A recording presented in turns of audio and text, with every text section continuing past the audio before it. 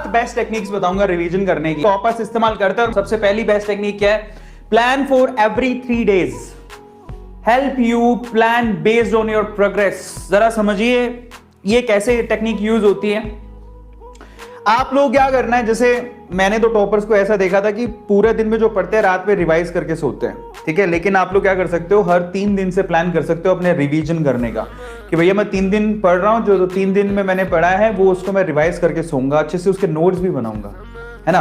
हर 3 दिन के अंदर आप रिवीजन करो और जो भी आपने रिवाइज किया उसके शॉर्ट नोट्स, शॉर्ट का मतलब समझो, शॉर्ट का मतलब बिल्कुल शॉर्ट नोट्स बनाने हैं आपको, टू द पॉइंट नोट। आपको पूरा का पूरा चैप्टर जो आपने पढ़ा वो एक ही पेज में आपको खत्म करना है। दूसरी टेक्निक देखो वो क्या है। दूसरी टेक्निक है yes, break the session into parts. अब आपको क्या करना है, जब आपने 3 दिन सेट कर लिया, 3 दिन में मैं ये काम करूंगा और इस तरह से रिवीजन करूंगा 3 दिन बाद, समझ में आ गया? तो उन 3 दिन को आप क्या करो, आप ना सेशंस में डिवाइड करो, ताकि आपको याद रहे कि एक्चुअल में जब मैं रिवीजन करने जाऊंगा तो मुझे किस चीज का कैसे रिवीजन करना है। ये भी बहुत इंपॉर्टेंट है।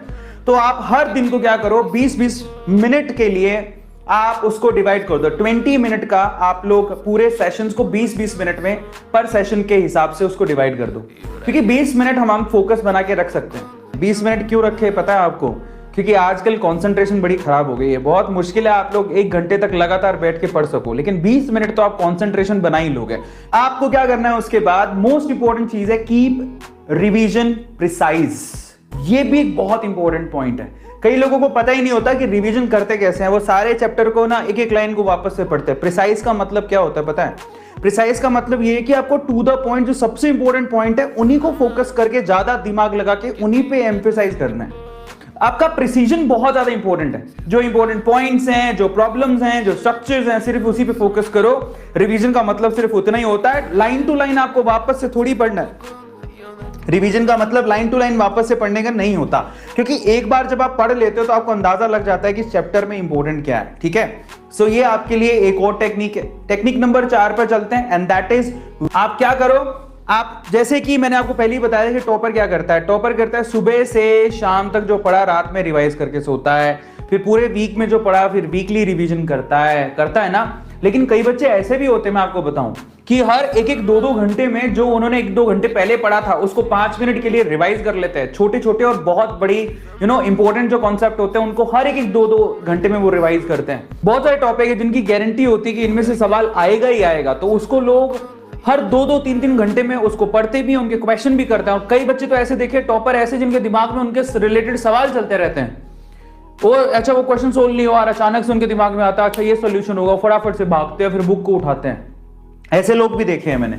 जो आप सुबह से शाम तक पढ़े और रात को रिवाइज करो, जो वीक में पढ़े हो वीकली रिवाइज करो, जो मंथ में पढ़ो मंथ के एंड में रिवाइज करो।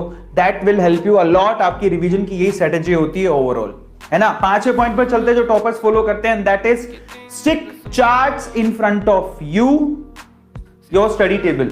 अगर आपको रिवीजन करना है तो आप में से किसका ऐसा डेस्क है, ये देखो किसी एक बच्चे का ही डेस्क है, उसने क्या किया हुआ है, अपना जो स्टडी टेबल है उसके आजू बाजू हर जगह पे सारी की सारी, और देखो कितना प्यारा लिखा, never never never give up. Oh my God, work hard never give up. और यहां पर उसने क्या कर रखा है, अलग अलग चार्ट्स लगा रखे हैं, बुक्स रख रखी हैं अपने सामने, चार्ट लगा रखे हैं, और चार्ट्स के अंदर है ना सारे इंपॉर्टेंट फॉर्मूले लिख रखे हैं। जो पढ़ने वाले बच्चे होते हैं वो सिर्फ सामने क्या लगाते हैं, यस, फॉर्मूले, चार्ट्स, रिवीजन करने के लिए इंपॉर्टेंट पॉइंट्स, बस वही लगाते हैं। आ रहा है समझ में? तो इसीलिए मैं आपसे कह रहा था कि ये चीजें छोटी छोटी हैं बट बहुत मायने रखती है, और रिवीजन अपने आप होने लगता है। मान लो आप ऐसे बैठे हो टेबल पे, एकदम से गर्दन उठा के ऊपर तो देखोगे ही, तो कोई फॉर्मूला बार बार तुम भूल जाते हो और उसको बार बार देख रहे हो तो याद हो जाएगा, है ना। 6ठी इंपॉर्टेंट पॉइंट क्या है रिवीजन के लिए, that is test yourself and see your progress. 6ठा पॉइंट है, रिवीजन का सिंपल तरीका होता है, अगर आपको वाकई में रिवाइज करना है तो रिवीजन करने के बाद आप लोग एक टेस्ट दो, आपको मालूम पड़ जाएगा कि आपका रिवीजन कितना इफेक्टिव था। अगर आप टेस्ट देते हो और टेस्ट के बाद आपको मालूम पड़ता है कि यार मेरे तो सारे कॉन्सेप्ट सही थे जो मैंने रिवाइज किया था, तो इसका मतलब आपका रिवीजन सही चल रहा है। और अगर आपने टेस्ट में अच्छा परफॉर्म नहीं किया और कहीं गलती कर गए तो आपको मालूम पड़ जाए कौन से पॉइंट पे गलती की है, उसको दोबारा से रिवाइज करना। यही एक तरीका होता है एफिशिएंसी इंक्रीज करने का, और टॉपर्स यही काम करते हैं। और 7वां और आखिरी पॉइंट क्या है, and that is keep your worries away. अगर आपको रिवीजन करना है, ये टेंशन लेके काम नहीं हो सकता कभी जिंदगी में। You can't do anything with tension. समझ में आता है? टेंशन लेके कभी कोई काम नहीं होता। रिलैक्स रह के अपनी स्टडी को करो। रिवीजन इज इंपॉर्टेंट और अपने दिमाग में रखो कि मुझे रिवीजन कैसे करना है। That is the most important thing. Is this clear to all of you?